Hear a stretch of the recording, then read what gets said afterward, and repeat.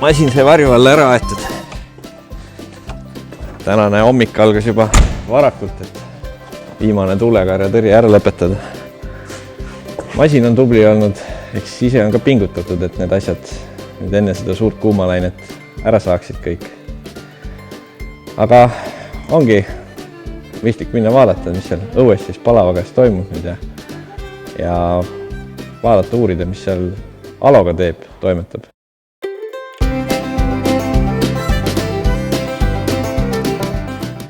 Meie kandis talinisudes veel pritsimisi tehakse. Tähtis lipulehte kaitsta haiguste vastu. Et nii mõnelgi põllumehel see tegevus veel ees. Konkreetsel põllul sai Revitrex tehtud 1 liitriga hektarile. Loodame, et see hoiab nüüd kasvuperioodi lõpuni taimed haigustest puhtad. Helelaiksus ja nisu DDR ehk pruunlaiksus on haigused, mille eest me peame nisu kaitsma, et saavutada hea saak. Meil on ülioluline, et lipuleht, esimene leht ja teine leht oleksid võimalikult kaua haigustest puhtad. See annab meile pika kasvuperioodi ja seeläbi moodustub suurem saak. Oleme jõudnud põllukultuuri uba. Kõrval on mul Erki. Tulin siia selleks, et küsida ta käest, mis sorti ta siin kasvatab ja kuidas siis esimene hooaja tagasiside on. Oleme siis jõudnud minu selle Louhi põllu peale ja esimest aastat siis kasutan pasvijuut Quorum Crustace'i.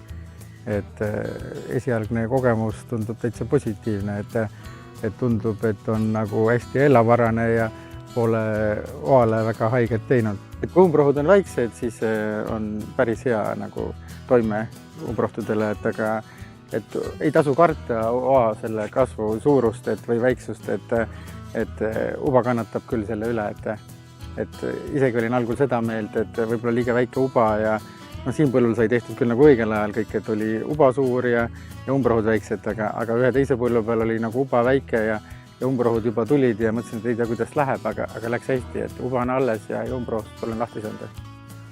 Aga haigustõrje poolest, et mis sa siin plaanid või on sul midagi tehtud juba? Jah, siin on selline plaan, et see aasta ka kasutada passi uudtoodet Victor Acti ja 2 jaos, et 0,3 ja 0,3 ja esimene 0,3 on juba tehtud, et teise 0,3 plaanin teha siis, kui on uba nagu õitsemise lõpp ja esimesed kaunad juba olemas, et nagu näha, siis lehed on täitsa terved ja tundub, et asi saab toimida. Jah, väga õige plaan ja kindlasti ma arvan, et teramardikad ka siin ajad taga, et uba oleks kindlasti terve ja siis ka idanevus tuleb kõrgem, et kui teramardikas on tõrjutud. Teramardika tõrjega tegelikult täna öös on plaanis käia üle, et kuna need esimesed 8 paari juba siin õitsevad ja plaanis on teha proteusega, mis on erandkorras see aastaga lubatud, et kaitse kehtib 2 nädalat, et siis oleks minu meelest õige aeg ära teha, et kuna näitab ka järjest siin tugev või kõrgemaid temperatuure, et lihtsalt oa stressi nagu vältida, siis mida varem ära teeb, seda parem on, et tulemus on siin terve nädal 30 kraadi ja rohkem. Põhimõtteliselt pritsimehed on saadetud ära öisele režiimile, et täna ööse teeme need oad ära ja siis, kui midagi väga häda vaja teha on, et mingid sitika tõrjumisi, et nad teemegi siis öösiti, et päevasel ajal enam ei pritsi sellise kuumaga.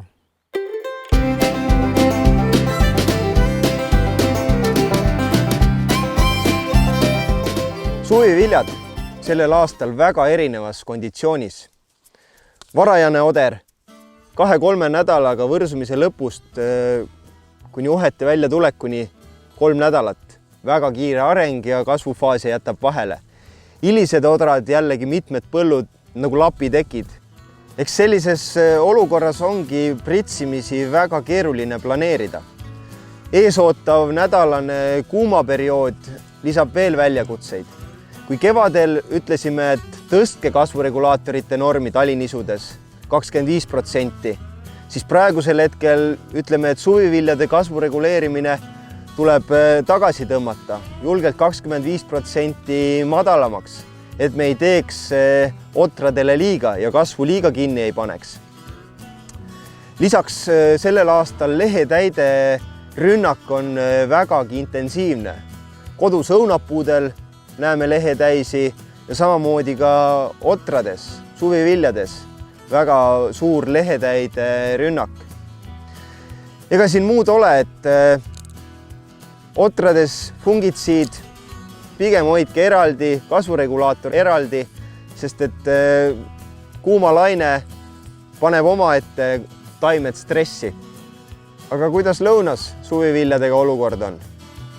Mul siin selja taga on hoopis teistsugune kultuur kui sul see oder seal. Et lõuna pool toimub ikkagi ka kaerakasvatust. Ka siin kodus mul on maas kaera päris palju. Tänaseks on siin põllul kõik tehtud. Said tõrjutud lehetäid ja sai tehtud ka fungitsiid Priaxor 0,5 liitriga, mis on just sel aastal eriti oluline, kuna nisudes on täheldada roostete levikut, siis ka kaer on roostetele hästi vastuvõtlik ja just Priaxoris või Palaias siis sisalduv püraskulostrobiin aitab neid väga hästi tõrjuda. Jääme ootama ilusat kaerasaaki, et saaks ikka seda kaerahelbe putru palju.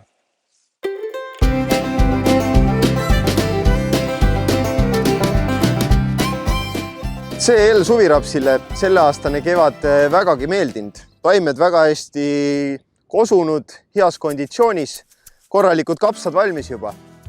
Umbrohutõrjega oleme siin samuti täkkesse pand. Bravo võtnud ära nii risteelised, valge anemalts on kontrolli all. Aastal, kui rapsi hind on hea, võiks ka suviraps olla üsna kasumlik kultuur. Siin mõeldes kasvu reguleerimisele, siis ees on oodata väga kuumasid ilmasid. Võib-olla kasvuregulaator, fungitsiid võiks natuke normiga sellel aastal tagasi tõmmata. Ja kui pritsida, siis ikkagi öistel tundidel, madalamatel temperatuuridel.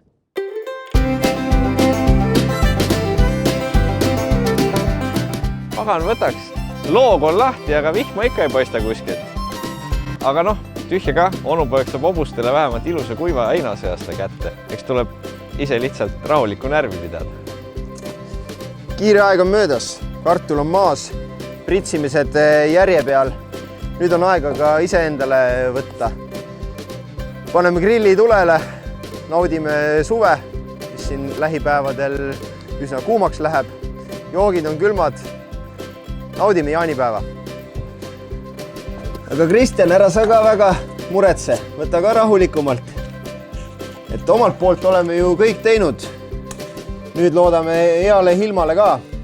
Kui mahti saad, tule Virumaale sauna. Kui väga kuumaks läheb, siis siin on ka kosutavaid järvesi, kus ennast jahutada. Näeme jälle! BASF. We create chemistry.